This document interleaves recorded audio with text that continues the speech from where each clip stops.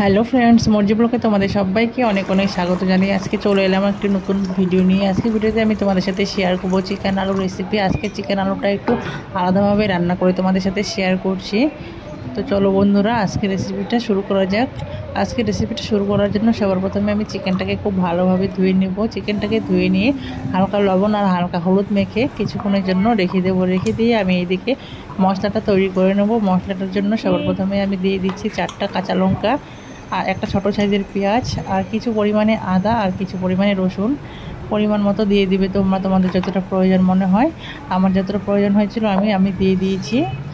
দিয়ে আমি মিক্সার গ্রাইন্ডারে খুব ভালোভাবে মশলাটাকে গ্রাইন্ড করে নেব। আর এদিকে আমি কড়াই বসিয়ে দিয়েছি। কড়াই বসিয়ে দিয়ে আমি আলুগুলোকে খুব ভালোভাবে ভেজে নিচ্ছি। আর আজকের রান্নাটা আমি সব কিছুই ভেজেই করবো। সব কিছু বলতে চিকেন আর আলুটাকে খুব ভালোভাবে ভেজে নিয়ে তারপরে রান্নাটা করবো। এই যে দেখো, আমার আলুগুলোকে খুব ভালোভাবে লাল লাল করে ভাজা হয়ে গেছে। এখন আমি আলুগুলোকে একটা প্লেটে তুলে নিচ্ছি। আলুগুলোকে তুলে নিয়ে এবার আমি ওই একই তেলে আগে থেকে হলুদ লবণ মেখে রাখা চিকেনগুলোকে ফ্রাই করে নেব। আর যেহেতু আমার এখানে তেল ছিল সেজন্য আমি আর এক্সট্রা তেল অ্যাড করিনি। তোমাদের যদি তেলের প্রয়োজন হয় তাহলে তোমরা এক্সট্রা তেল অ্যাড করতে পারো। চিকেনটাকে খুব ভালোভাবে নেড়ে দেবো। নেড়ে দিয়ে আমি চিকেনটাকে অনবরত নাড়তে থাকবো যতক্ষণ পর্যন্ত চিকেনটা ফ্রাই হয়ে যাচ্ছে। ততক্ষণ পর্যন্ত চিকেনটাকে নেড়ে চেড়ে দিতে হবে। প্রায় 5 মিনিট ধরে আমি চিকেনটাকে নেড়ে চেড়ে দিয়ে এই যে দেখো চিকেনটা আমার ফ্রাই করা হয়ে গেছে। কিন্তু চিকেনের মধ্যে একটু জল ছিল বলে চিকেনটা লেগে গিয়েছিল, সেই জন্য কড়াইয়ের মধ্যে চিকেনটা আটকে গিয়েছিলো। এই যে দেখতে পাচ্ছ তোমরা, কড়াইয়ের মধ্যে চিকেনটা আটকে গেছে। তোমরা চিকেনটাকে আগে থেকে খুব ভালোভাবে জলটাকে চিপে ফেলে দেবে, তাহলে জলটা আর থাকবে না। আমার জলটা এখানে ছিল, সেই জন্য আমার চিকেনটা একটু লেগে গেছে।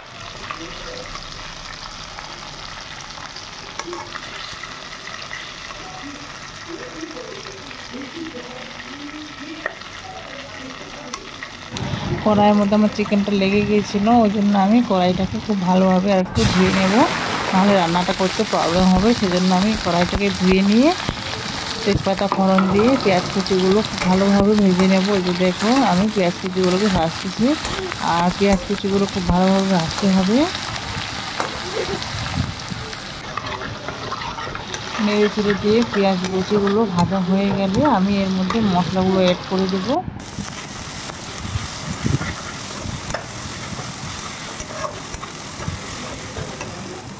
মশলাগুলোর মধ্যে থেকে আদা রসুন বাটা যেটা মশলা ছিল সেই মশলাটা আমি অ্যাড করে দিয়ে আর একটু ভালোভাবে ভেজে নেব।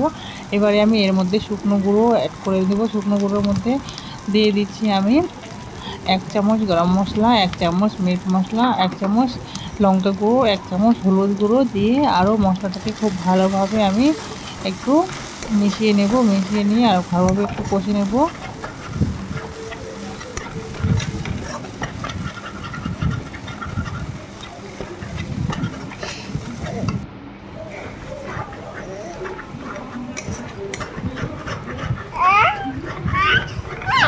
যেহেতু লেগে যাচ্ছিলো সেজন্য আমি একটু জল দিয়ে দিব। জল দিয়ে তারপরে আমি আর একটু মশলাটাকে কষাবো।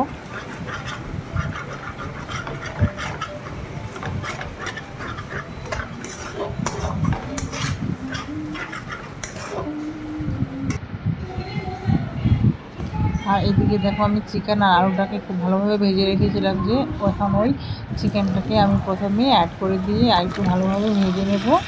আর আলুগুলোকে আমি পরে অ্যাড করব, কেননা আলুগুলো এখন অ্যাড করলে আলুগুলো গলে যেতে পারে। কারণ আলুগুলো যখন ফ্রাই করছিলাম তখন আলুগুলো কিন্তু সেদ্ধ হয়ে গিয়েছিলো প্রায়।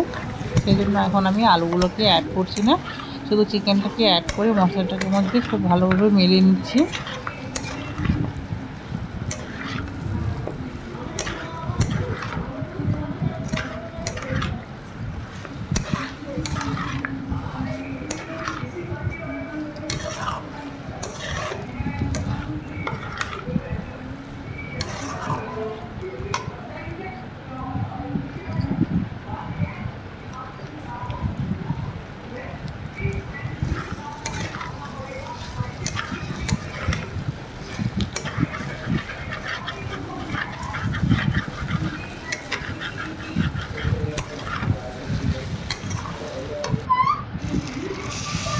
মশলাটা মেলানো হয়ে গেলে আমি এর মধ্যে জল অ্যাড করছি।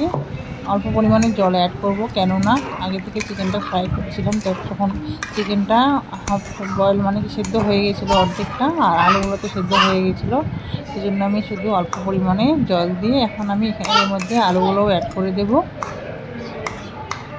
কিছুটা পরিমাণে সেদ্ধ হওয়া বাকি ছিল, সেই জন্য শুধু জল দিচ্ছি একটু।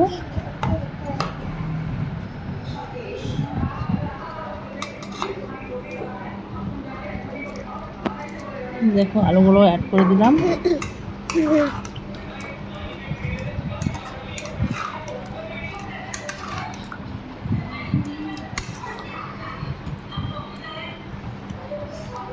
আলুগুলো অ্যাড করে দিয়ে আমি কিছু সময়ের জন্য ঢাকনা চেপে রেখে দেব।